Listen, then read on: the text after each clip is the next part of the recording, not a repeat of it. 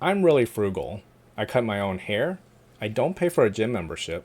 I drive a 30-year-old car. I never turn on the AC. And I don't really buy anything. And if you see my decor, you might notice that it's really not many things. And actually, these were free. And it might be easy for you just to say, oh, you're just cheap and you're just stingy like Scrooge McDuck. Or you're just like that, you just like saving money for the sake of saving money. Well, unlike Scrooge McDuck, I actually think there's a difference between frugality and cheapness, and I don't just like saving money. But I'll explain more of that later, and I'll tell you first of all why I'm frugal. I'm frugal because I really value financial freedom, and being so lets me live a stress-free life. Being frugal makes it so I don't have to stress about my bills at the end of each month, or that I have to stay at my job even if I hate it just so I can collect their paycheck.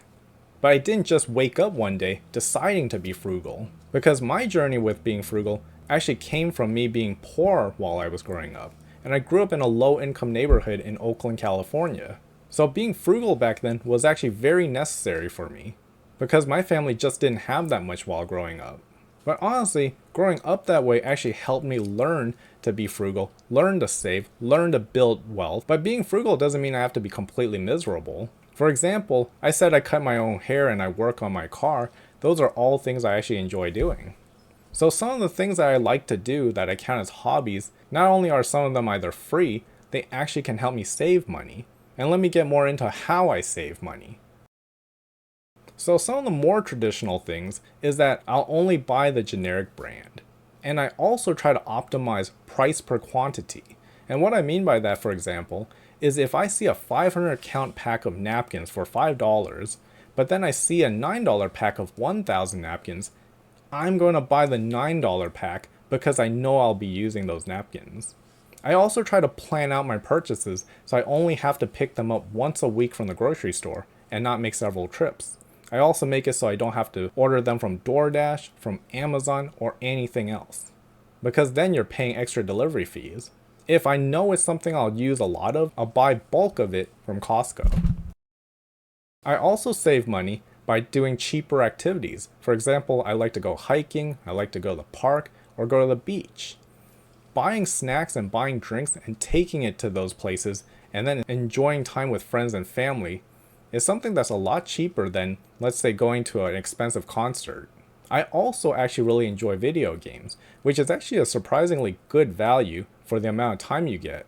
For example, a video game could cost anywhere from $10 to $60, but you could get anywhere from 1 hour of enjoyment, 10, 100, or 1,000 hours of enjoyment.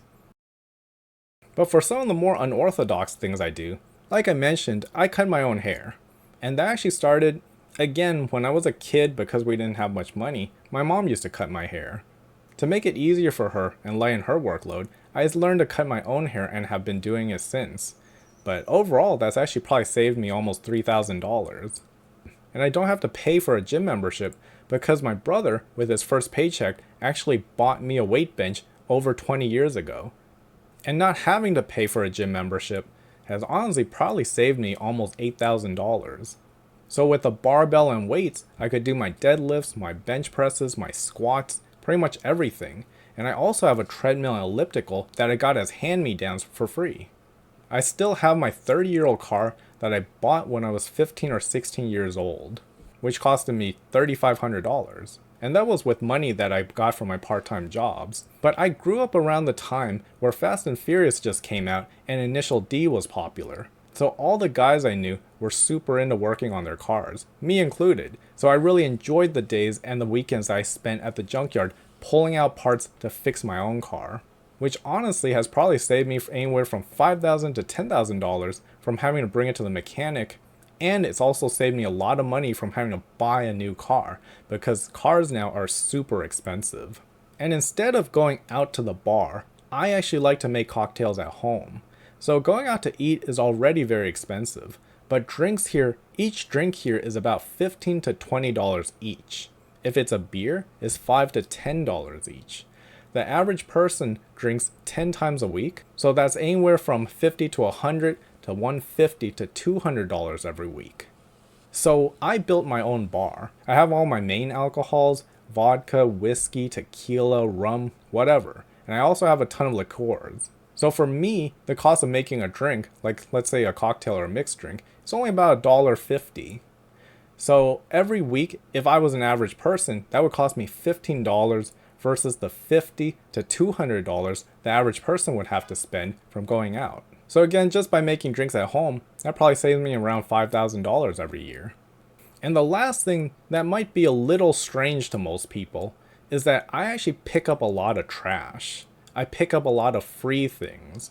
Take woodworking, for example. It's actually a fairly expensive hobby. If you ever look at a forum, you might see someone wondering if they only have this much money in their budget, should they upgrade their table saw or maybe buy a planer for their wood shop?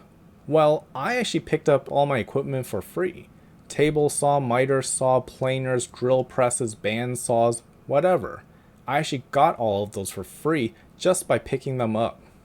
Either they were discarded as trash because something about them wasn't working, or they were given to me by retired carpenters, professional carpenters who upgraded, or just hobbyists. And it's pretty good stuff too. In my tool set, I have Makitas, I have Milwaukee, DeWalt, Walker Turner, Craftsman, whatever. And some are even better than regular home use tools because these are either commercial or industrial grade. For lumber, I mostly work with pine and Douglas fir because the local businesses around here, that's what they give away as scrap wood, which I collect and then use for my woodworking projects. And why I would count myself as frugal instead of cheap, overall I don't really like to waste because I think it's bad for our environment. I like to reuse things as much as I can. Hence why I like to pick up free items that people are going to throw away, because I learned early on in school the best way to reduce waste isn't through recycling, it's through proper planning and only producing what you use. So if I can save something from going to the landfill and just add to my collection so I can use it or so someone else can use it, that makes me a lot happier. And the other reason is really because I know I have a pretty good salary, and frankly I'm very fortunate to have come from poverty, but with a lot of hard work and some luck managed to be in the position I am today, where I can afford to buy most things I want. But housing is still the thing that is really expensive to me. So houses here for $500,000, $600,000, you'll get a house in a questionable neighborhood where crime could just be around the corner. And the school system really just isn't that good, trust me, I grew up in it. So for a home in a safe, good neighborhood with a good school system that's not over 2 hours each way to my work, I'll be looking at homes closer to the $1 million range. But not only because of the prices of houses, I'm also working on building towards a future of financial freedom. One of the things I've always wanted to do is leave my 9 to 5, leave my day job, so I can explore and travel the world. I want to live from country to country for months and years at a time. And I want to be able to spend more time in these countries just enjoying what it has to offer without having to worry that my 1 week PTO request will be rejected by my boss. And this one is actually a guilty pleasure of mine. I'm frugal in a lot of other things, but traveling is one where I am not. And I probably spend more than the average person whenever I go on a trip. Because I value experiences a lot. And time spent with friends and family are things that I really cherish, so I will spend a lot on loved ones. So to me, being cheap is just a matter of hoarding money for the sake of hoarding money. But being frugal is about what you spend your money on and what you don't spend it on. You spend it on things that bring you joy and not things just because a billionaire through a TV commercial told you to spend it on.